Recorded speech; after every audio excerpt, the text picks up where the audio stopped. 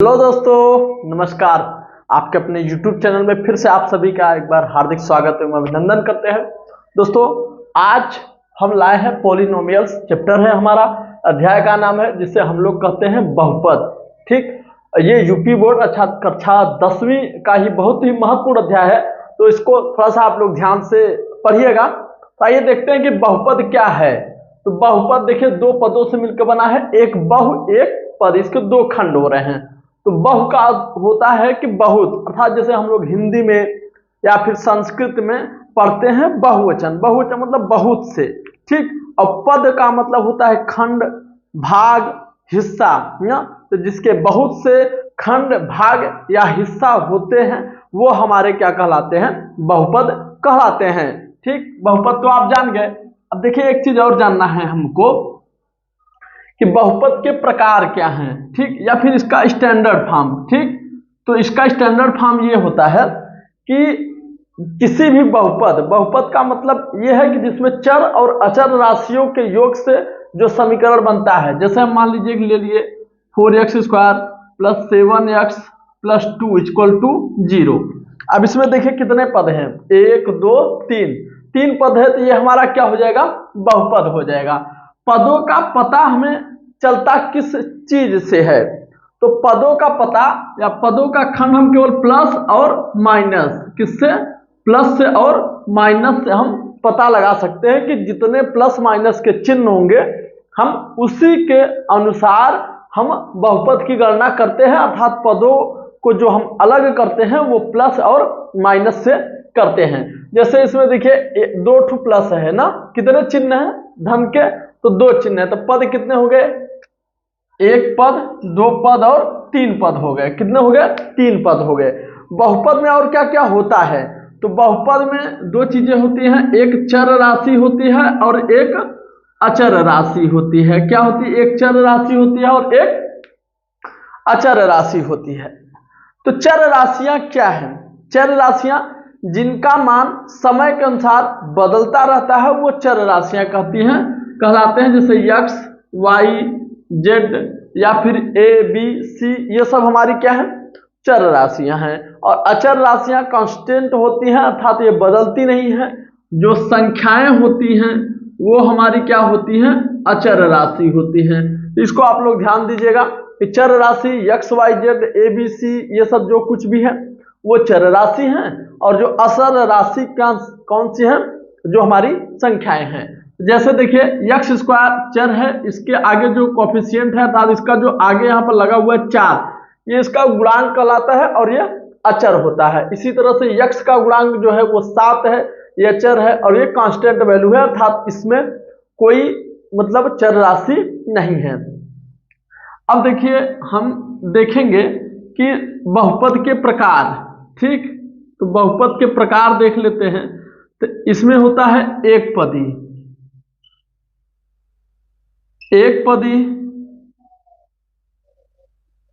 द्विपदी और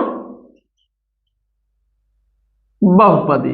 ठीक, एक पदी, द्विपदी और बहुपदी। बहुपदी में त्रिपदी आ सकता है, चतुर्थपदी आ सकता है, पंचपदी आ सकता है, कुछ भी आ सकता है। अब देखिए एक पदी जिसमें केवल एक पद हो, जैसे x² ये हो गया 8y³ ठीक, 7/y या y² 5। इसमें कितने पद हैं? सब में कितने पद हैं? एक पद है। जैसे देखिए x² अकेला है तो क्या हो गया? एक पद ही हो गया। y या 8y³ कितने पद हैं? एक ही पद है, क्योंकि पदों का पता हमने आपको बताया है कि किससे चलता है? प्लस और माइनस से। इन्हीं 2 चिन्हों से हमें पदों का पता चलता है। और 7/y या y² 5 ये सब क्या है? हमारे एक पदी हैं। अब देखिए द्विपदी कौन कौन से हैं? 7x² + 3, 8y + 4। ठीक, इस तरह से एक 2 पद। तो कितने हो गए? इन सब में कितने पद हैं? 2 पद हैं। ठीक, अब देखिए बहुपदी में होगा आपका 7x³ + 8y² + 9। तो जिसमें देखिए 1 2 3 ना, तो जिसमें 2 या 2 से अधिक, जिसमें 2 से अधिक पद हो वो हमारे क्या कहलाते हैं? बहुपद कहलाते हैं।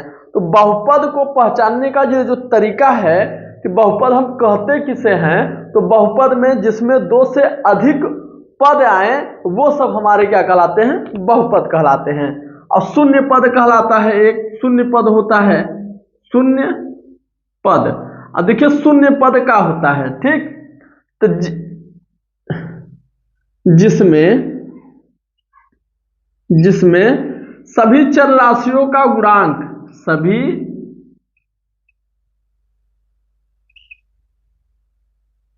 सभी चर का गुणांक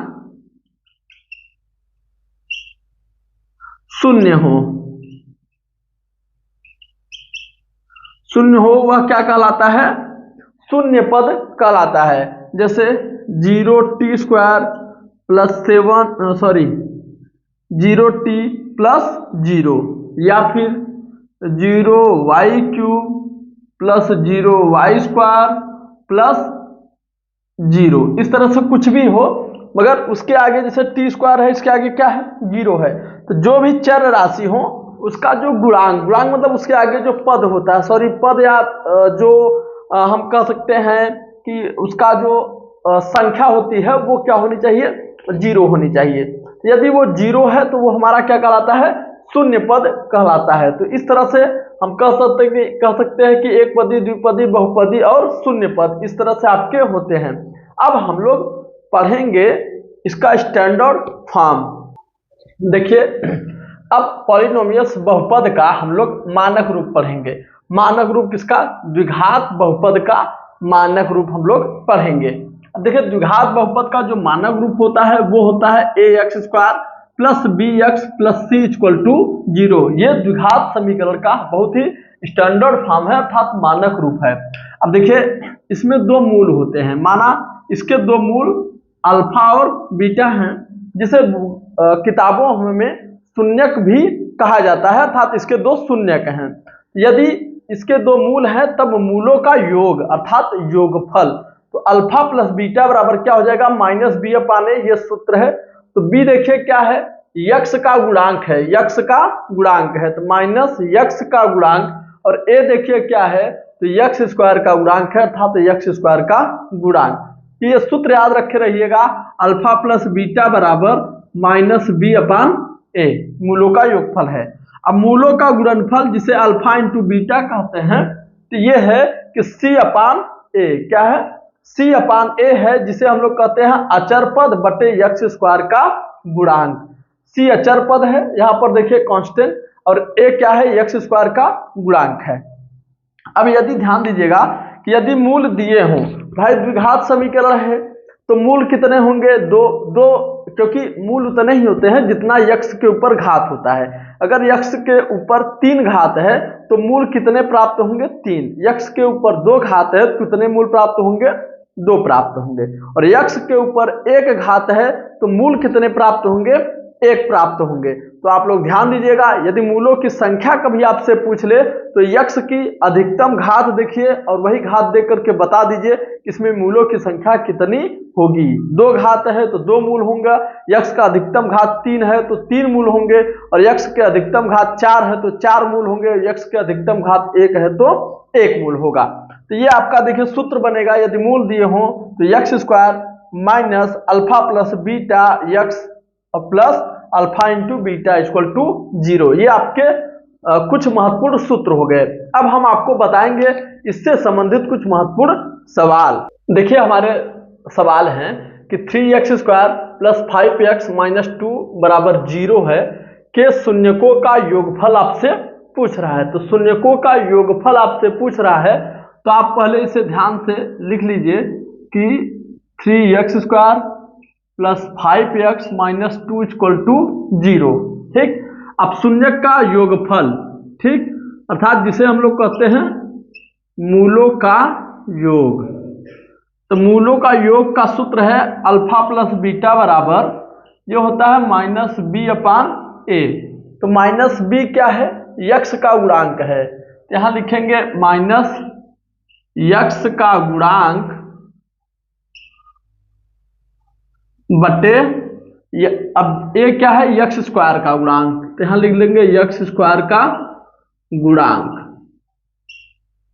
ठीक, अब ध्यान दीजिएगा इसका माइनस लिख लेंगे, यक्स का गुणांक क्या है 5 है और यक्स स्क्वायर का गुणांक क्या है यहाँ पर देख लीजिए 3 है। तो ये आपका आ गया अल्फा प्लस बीटा बराबर -5/3। बस एकदम सिंपल सा है, सूत्र याद रखे रहिए, बस उसी में इम्प्लीमेंट आपको करना है। चलिए हम अगले सवाल की तरफ चलते हैं, तब तक आप लोग ध्यान दीजिएगा, इन्हीं सूत्रों का रिवीजन आप लोग जरूर कर लीजिए। इन्हीं सूत्रों की सहायता से हम लोग सवाल को लगाएंगे। अब देखिए अगला सवाल है यक्स स्क्वायर -2x - 3 = 0 के मूल ज्ञात करने हैं। क्या ज्ञात करने हैं? मूल ज्ञात करने हैं, अर्थात शून्यक ज्ञात करने हैं। अब देखिए इसे कैसे हल करते हैं, अब ध्यान दीजिएगा कि यहाँ पर क्या है 3 है और इसके आगे क्या है माइनस है और ये मध्य वाले पद को ही तोड़ना होता है। तो हमें ऐसी दो संख्या लेना है कि उसका आपस में गुणा कर दें, तो गुणा करने पर 3 प्राप्त हो जाए और घटाने पर 2 प्राप्त हो जाए। गुणा करने पर 3 और घटाने पर 2।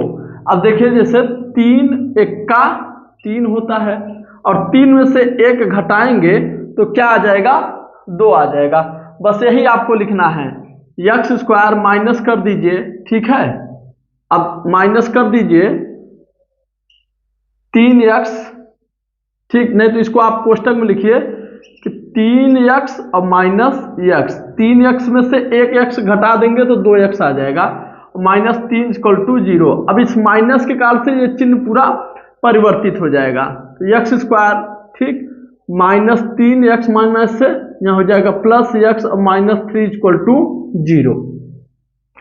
अब देखिए इसमें और इसमें आपको लेना है कामन, तो यहाँ पर देखिए x कामन मिल रहा है, तो यहाँ पर बचा x माइनस और यहाँ पर x निकालिए तो क्या बचेगा 3 प्लस। अब इसमें कुछ कामन नहीं मिल रहा है, जब कुछ कामन नहीं होता तो हर किसी संख्या में एक अपने आप में कामन होता है सब में, तो x -3 वही लिख देंगे। अब देखिए इसमें और इसमें वही आ गया, अगर वही आ गया जान लीजिए आपका सवाल सही है। तो 2 में से 1 छुटा लीजिए, x -3, अब अगला है x और ये +1, ये हो गया। अब बराबर 0 चल रहा है तो 0 लिख दीजिए। अब देखिए हमें मूल ज्ञात करना है, तो एक बार इसके बराबर 0 दिखाएंगे और एक बार इसके बराबर, तो x -3 = 0, तो x बराबर क्या हो जाएगा 3। फिर अगला है कि x +1 = 0, तो x बराबर क्या हो जाएगा -1। तो मूल जो हमारे आए हैं वो 3, -1 आया हुआ है। कितना आया है 3, -1, ये हमारे क्या आए हुए हैं, ज्ञात हुए हैं, मूल ज्ञात हुए हैं। ठीक, चलिए आगे हम कुछ और सवाल देखिए। हमारा एक सवाल है, दिया है कि x² + 7x + 12 = 0 के शून्य के ज्ञात कीजिए तथा गुणांकों के बीच सत्यता की जांच कीजिए। बहुत ही अच्छा सवाल है और ये एग्जाम में पूछा गया है, 2020 के बोर्ड परीक्षा में ये पूछा गया है सवाल। तो सबसे पहले हम लोग शून्य ज्ञात करते हैं, तो x² + 7x + 12 = 0। देखिए एक शॉर्टकट तरीका है, गुणा करने पर 12 आना चाहिए, जोड़ने पर 7 आना चाहिए। तो 4 3 7 होता है और 4 3 12 होता है, तो जोड़ने पर अर्थात x + 4 और x + 3 = 0। यही आपके क्या हो गए, खंड हो गए। इसका शॉर्टकट तरीका अपनाया क्या करिए थोड़ा सा। अब उसके बाद देखिए मूल हमें ज्ञात करना है, तो मूल ज्ञात करने के लिए x + 4 = 0, तो x बराबर -4, 1 आ गया। अब फिर 1 आ जाएगा, x + 3 = 0, x बराबर -3। ठीक, तो अब मूल जो आए हैं वो -4, -3, यही हमारे क्या आए हैं, मूल ज्ञात हुए हैं, या जिसे हम लोग कहते हैं कि शून्यक ज्ञात हुआ है। अब देखिए शून्यक तो आप ज्ञात के लिए हैं, अब हमें करना क्या है, सत्यता की जांच। सत्यता की जांच। अब सत्यता की जांच करने के लिए सूत्र है अल्फा प्लस बीटा बराबर, ठीक, -b/a। अब देखिए ये मान लीजिए अल्फा है और ये बीटा है, तो -4 प्लस, ठीक, उसके बाद -3 है तो -3 कर दीजिए और देखिए -b/a, तो यहां से तो 7 और ये क्या हो जाएगा, a का मान 1 है तो 4 3 7 -7 आया और ये भी क्या आया है -7। देखिए ये एक सही है। अब देखिए अल्फा इंटू बीटा करेंगे अर्थात मूलों का गुणनफल, हिंदी में लिख लेंगे अल्फा इंटू बीटा, ठीक, जिसे हम लोग कहते हैं मूलों का गुणनफल। तो ये होता है C/A अर्थात अचर पद और बट्टे x² का गुणांक। अब देखिए अल्फा का मान लीजिए -4 है, -4 और गुणते बीटा का मान -3 है, -3। अब बराबर करके लिखेंगे तो C का मान देखिए आप क्या पाए हैं 12 पाए हैं और A का मान 1 है, 4 तिहाई 12 माइनस से प्लस और ये भी देखिए क्या आ गया 12 आ गया, जो कि क्या है सत्य है अर्थात सत्यता की जांच करने पर मूलों का योगफल और मूलों का गुणनफल तथा गुणांकों के बीच जो संबंध है वो क्या है एकदम सत्य है। इसी तरह से सत्यता की जांच करने के लिए आता है, इसे आप लोग ध्यान से करिएगा क्योंकि इस तरह के क्वेश्चन जरूर एग्जाम में बोर्ड परीक्षा में पूछे। देखिए अगला हमारा सवाल है, कह रहा है कि एक द्विघात बहुपद ज्ञात कीजिए जिसके शून्यक का योग तथा गुणनफल -3 तथा -2 हैं। अर्थात एक ऐसा सवाल है जिसके शून्यक मतलब मूलों का योगफल और मूलों का गुणनफल अलग अलग दिया हुआ है और हमें समीकरण ज्ञात करना है। तो हम देखिए आपको समीकरण बताए भी थे, ठीक, तो समीकरण होता है x² minus alpha plus beta x और plus alpha into beta equal to 0। अब देखिए हम इसको ऐसे भी लिख सकते हैं x² माइनस यहाँ लिखेंगे मूलों का योग, मूलों का योग और x और प्लस मूलों का गुणनफल, मूलों का